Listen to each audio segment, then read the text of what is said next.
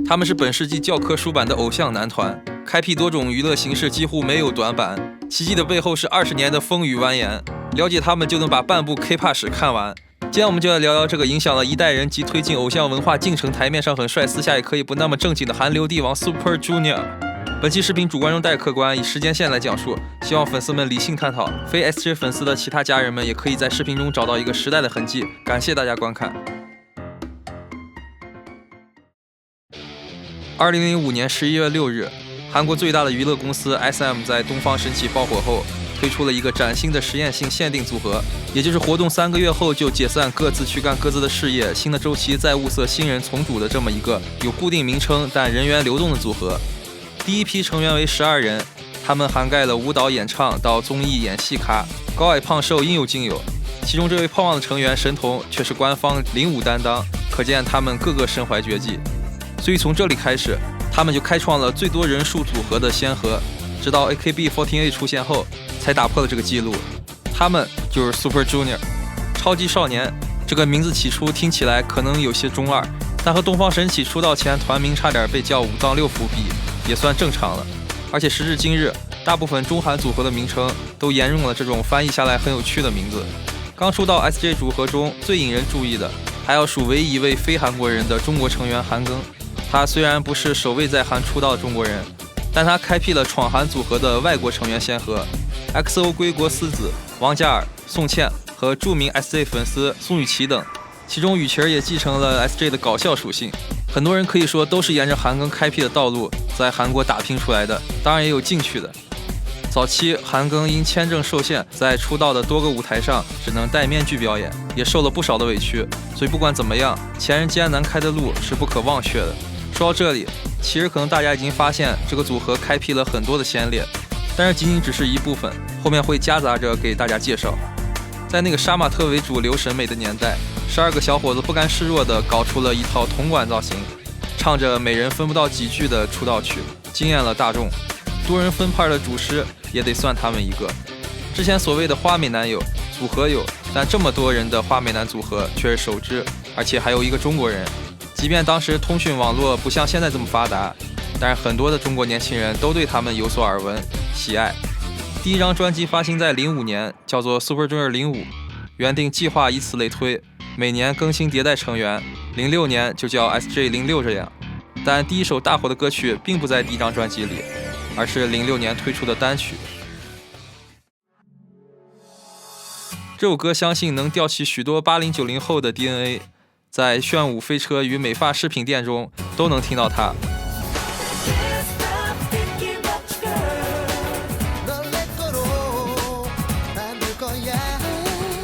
他们的第一首大热歌曲《You》首获打歌节目人气歌谣1位。这一年的组合中加入了新成员圭贤，老成员3个月后并没有人按计划退出，人数到达了13人，且圭贤为主唱的身份，各自能分到的段落又少了一些。刚开始 SJ 的很多初始粉丝也有抵制过这种人员流动的行为，但在那时并没有什么用，直到后来发生的种种事情才让局面有所改变。06年8月，成员李东海父亲去世，去参加葬礼的成员金希澈在结束回程时遭遇了重大车祸，全身12处骨折或重伤。为保持清醒，他还把自己的舌头咬到精神撕裂。到今天，希澈多个关节处还有钢钉。07年4月，结束电台录制的4名成员又遭遇了重大车祸，队长利特全身缝合180针，圭贤多处骨折，伤势严重，导致后来休息了5个月才出现在大众面前。这些事情放在现在任何一个组合或乐队上，也许都要解散或暂停了。但正因为他们经历了这些磨难，涅槃之后更加团结，成员们和粉丝的粘度升高，共同争取来了组合人数永久固定，以及打破之前更新迭代的限定模式，也就是最初的 Only 13。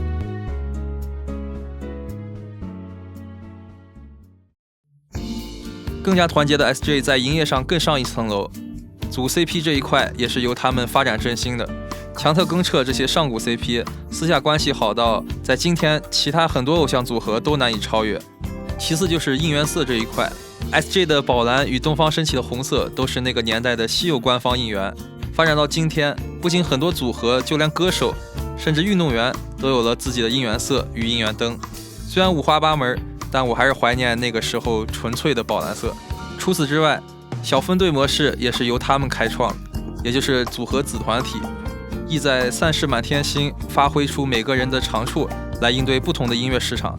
06年推出了第一个3主唱一生立续归弦的子团体 SJKRY， 主打 OST 等各种流行旋律，体现唱功的作品。后期又出了演唱韩国传统老派音乐的 SJT 和轻快欢乐的派对音乐 SJ Happy， 但这之中最不能遗忘的就是打入华语音乐市场的 SJM。 08年中国奥运年，浴火重生的 Super Junior 在这一年中动作不断。这一年也是我第一次知道有韩庚这个人，就是在北京欢迎你的 MV 中，仅出现几秒就被惊艳到，在那时绝对称上颜值顶流。而第2张大队正规专辑《咚咚咚》也发布，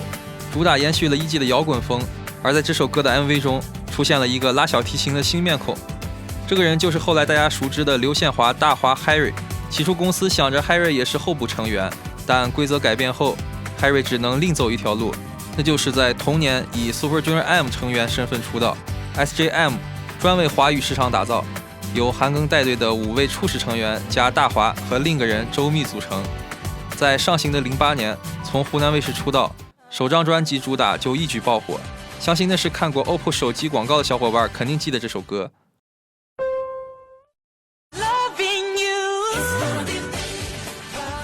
SJM 的成功被后来许多组合相继复刻，表现最好的当属他们的师弟团小分队 XOM， 当然 CP 变分队也是一大看点，就像后来成员银河东海组成的 DME。 我自己喜欢的其他 CP 分队还有经典的权志龙与 TOP 的 TG， 他们都创出过不少的名曲。这一年 SJ 也正式成立巡演品牌 Super Show， 开启世界巡演，最后一站选在了成都，可见当时他们有多注重中国市场，可谓闯中第一标杆。不过说到名曲， SJ 名副其实的第一首名曲在08年后也就正式登场了。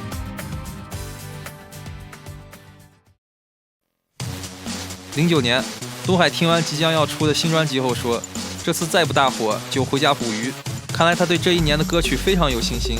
那这首歌就是当年火遍大街小巷，路过苍蝇都要搓2下的世界名曲 Sorry Sorry。 这首歌在当年荣获亚洲各大奖项，与少女时代的 G 和 Wonder Girls 的 Nobody 传唱遍全球，是我个人认为 K-pop 第一个盛世期。小分队 SJM 也推出了爆曲 Super Go， 在华语乐坛创下经典。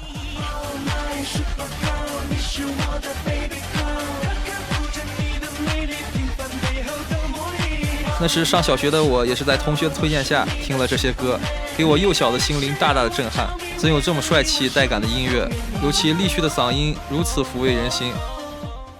其中成员崔始源在那时也开始逐渐走向国际化，影视方面深受成龙大哥喜爱，多次合作。而在最火爆的时候， SJ 内部却发生了变故，巅峰与低谷在09年一同袭来。首先成员金启范被雪藏，新歌只参与了 MV 拍摄，自己也想着说着重演戏方面，新版《天龙八部》里的段誉就由他饰演的。于是这一年专辑宣发后，他成为了第一个退出组合的人。10月份，成员强人因伤人与酒后肇事逃逸接受调查，为深刻反省的他在次年提前入伍暂出组合。年底韩庚向首尔中央地方法院请求判决与 SM 公司的合同申请无效，因有多个不平等的条约存在，最终胜诉解约退队。身为 SJM 队长韩庚走了，此后这个子团体也休整了一阵，直到11年才重组人员继续活动。最辉煌的一年，在辉煌之后离开了3个成员。从玄学的角度来看， Super Junior 这个组合经历了这么多事情，真的是欲戴皇冠必承其重。在人员变动后的10年，10个人的大队推出了第4张专辑《波纳玛纳》，风格延续 Sorry Sorry 的舞曲电音。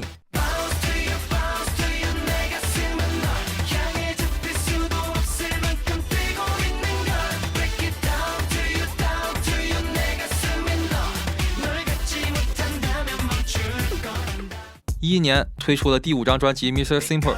继续沿用此风格。成绩都相当不错，都是大热爆款歌。我个人会把这3张专辑看作他们的巅峰3部曲，后来也难以超越。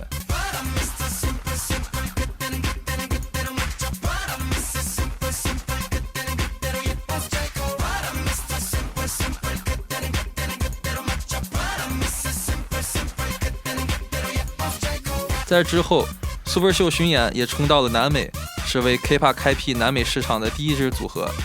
虽然说变动不少，但他们还在稳定发挥，向前开道。就在这一年，他们拿下了韩流帝王的称号。那时虽然他们火遍世界，但依稀记着，在中国国内的互联网中，很多人并不能接受他们，在贴吧里大肆兑现。这个源头也许不是他们本身，而是因为他们太火了。那时的饭圈文化与嘲讽饭圈也逐渐形成。某个角度上来说，这一块 Super Junior 也带了一个头。12年 ，K-pop 迎来了2次盛世，鸟叔江南 Style 横空出世 ，BigBang 炸裂带来崩沙卡拉卡，师妹团 2NE1 也紧随其后 ，YG 上了大分。而这一年 Super Junior 作品并没有直冲云霄，西撤入伍，强人退伍，回归的6季 CC First Single 不像前3张那么出彩，曲风也相对柔和了一些。百家争鸣的 K-pop 圈中，他们好像也比往日低调了许多。随后的1年，数位成员入伍，曾经辉煌的组合需要接受一个缓冲期，于是13年，他们着重世界巡演。14年，7季 Mamacita 荣耀回归，从这个时候开始 ，SJ 的音乐变得更加世界化了起来，曲风更加广泛。就比如这首主打就有着拉丁风，也是这个时候，韩国的流行音乐好多旋律开始走起了印度或东南亚风，颇为洗脑。个人觉着 BLACKPINK 很多歌曲洗脑部分就是如此。所谓的 K-pop 好像也从为了旋律好听成了优先洗脑。而这一年的成员李胜敏背着粉丝去结婚去了，当时他在团队中还算大热成员，婚后宣布不退队但不跟活动，一系列操作让他人缘大败，淡出 SJ。我个人也深表遗憾，因为以前很喜欢他，现在却没有办法再提起他。15年10周年之际，一个人员流动频繁的 SJ 依旧做出了新专辑。从这个时候开始，他们更加注重音乐质量与个人 solo 发展，仿佛不再去追求那些所谓的大奖了。当然，也因为大部分的人都去入伍了。这个时候 SJ 也正式成立了个人厂牌，也就是说在音乐制作方面有更多的控制权，而不是完全听从 SM。 成员里东海最爱写歌，在那之后也一直稳定输出作品。16年 UP 到达了韩国，开启了留学之旅。选择这里原因很难不说是因为对其流行元素感兴趣，确切的说，启蒙就是他们。而同年强人又不争气的2次酒驾，无奈之下他也选择了退队。至此，曾经以人数众多闻名的男团，现状只徘徊在了7到9人，但从某个角度来说，他们也算是熬出来了。直到17年，退伍好不容易凑齐了7个人，终于又可以做新团专了，于是带来了8季 Black Suit。我也迎来了我人生中第一场 Super Show， 亲眼见证老队长深情喊话13人。现在想想，那也是一个难忘的冬天。往后几年 Super Junior 作品不断，也和世界各地的音乐人有合作。除曲风外，已经有发布过中韩日英西语等歌曲。坦白讲，从这个时候开始，音乐制作质量虽然上升，但很多时候不再有了以前那么激动的感觉了。于是我意识到，这些人不像什么明星，而是更像朋友了。这帮朋友，有的犯过错，有的上得了台面，有的为自己而离开，有的为众人而坚守，有的能耍帅也能扮丑，每一个都是综艺咖。所谓综艺咖，就是不顾形象的满足他人，就像一群现实中的朋友一样。其实到今天，他们在所谓 K-pop 圈中也没什么可执着的了，毕竟 K-pop 这个词都是利特自己提出来的。19年，我看完了目前最后一场 Super Show， 在那以后没有演出的3年，即便他们还在出着作品，我却觉得自己和他们越来越远了。22年的新专辑更是因为个人生活没去太多关注，相信很多他们的粉丝和我一样，长大之后虽然忙得无法再像以前那样疯狂，但还是会时常惦记。这不正也和朋友一样，平常不联系，有事儿才出来。于是24年这一年，事儿就来了。24年，立旭宣布结婚。和声敏不同，他把包括韩庚、启范在内的所有成员都召集了起来，堂堂正正的办婚礼。虽然如今很多东西都变了，但仿佛时间停止一般，回到了10几年前，一种对时光释怀的感觉涌上心头。25年 Super Junior 出道20年，推出了专辑 Super Junior 20来庆祝，像一个圆圈一样回归原点。而 K-pop 这个圈子已经换了一代又一代，他们的这个行动被很多年轻 K-pop 粉看作老人回归。确实，从年龄上来说都不小了，伊特也已经43了，但站在舞台上的他们依旧是最敬业的，无论是唱功、舞蹈，依旧高于许多年轻人。如今追星不像之前小众，已成常态，年轻一代不论男女都有着自担，但我想自己好像也没有什么担了，剩下的只有一些 friend， 那就是 everlasting fans。